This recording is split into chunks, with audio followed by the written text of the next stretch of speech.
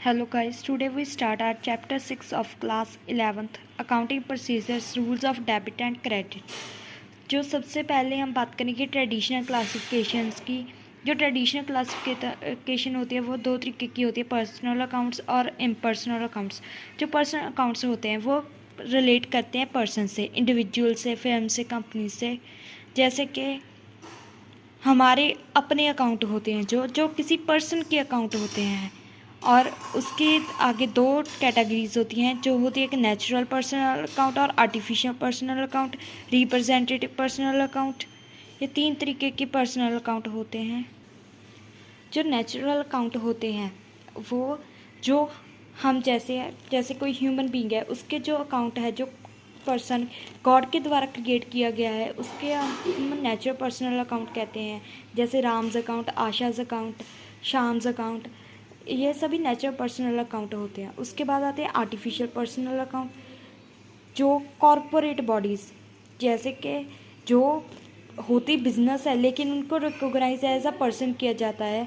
जैसे कि account of limited company, cooperative societies, वो होती अलग एंटिटी है बट लेकिन उनको एक पर्सन के रूप में देखा जाता है, उसको हम आर्टिफिशियल पर्सनल अकाउंट कहते हैं।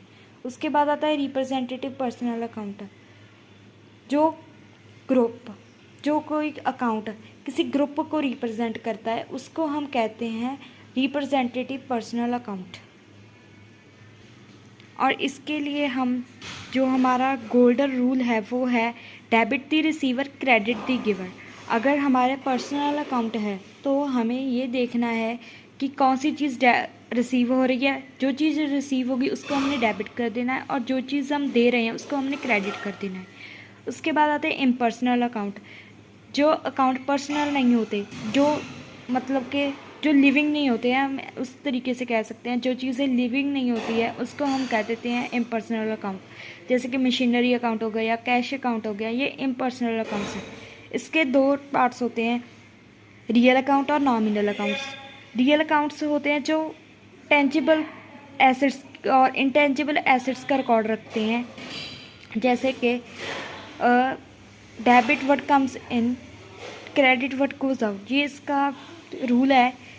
जैसे कि हमारा मान लीजिए मशीनरी अकाउंट है, उसमें हम अगर मशीनरी आएगी तो हम डेबिट करेंगे, और अगर हम मशीनरी बेचेंगे तो हम क्रेडिट करेंगे। उसके बाद आता है नॉमिनल अकाउंट, जो account expenses, revenue, gains, losses का रिकॉर्ड रखता है, उसको हम नॉमिनल अकाउंट कहते हैं। इसमें हम जो रूल फॉलो करते हैं वो होता है debit all expenses and losses, credit all incomes and gains. अगर हमारे कोई एक्सपेंस है उसको हमने डेबिट कर देना, लॉस को भी डेबिट कर देना। अगर हमारी कोई इनकम और गेन हुआ है तो हम उसको क्रेडिट कर देना।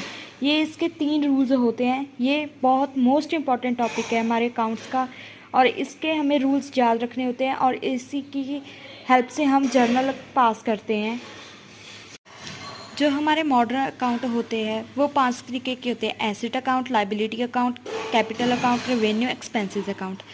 अगर इंक्रीज़ होगा एसेट का तो हम उसको डेबिट करेंगे, डिक्रीज़ होगा तो क्रेडिट करेंगे। लाइबिलिटी डिक्रीज़ होगी तो डेबिट, इंक्रीज़ होगी तो क्रेडिट। कैपिटल डिक्रीज़ होगी तो डेबिट, इंक्रीज़ होगी तो क्रेडिट। रेवेन्यू डिक्रीज़ होगा तो डेबिट कर देंगे, और इंक्रीज़ होगा तो क्रेडिट कर देंगे। एक्सपेंसेस हो गए, वो हम अगर इंक्रीज़ है तो डेबिट कर देंगे, और अगर कम है, डिक्रीज़ हो रहे हैं, तो हम क्रेडिट कर देंगे। ये हमारे मॉडर्न क्लासिफिकेशन है अकाउंट्स की, और ये इस रूल्स के अकॉर्डिंग चलता है। और इसके हम कल एक इलस्ट्रेशन करके देखेंगे जिससे हमें पता चलेगा कि हम कैसे क्लासीफाई कर सकते हैं अकाउंट्स को, उनके अकॉर्डिंग के हम क्या अकाउंटिंग ट्रीटमेंट होगा उनका। थैंक्स।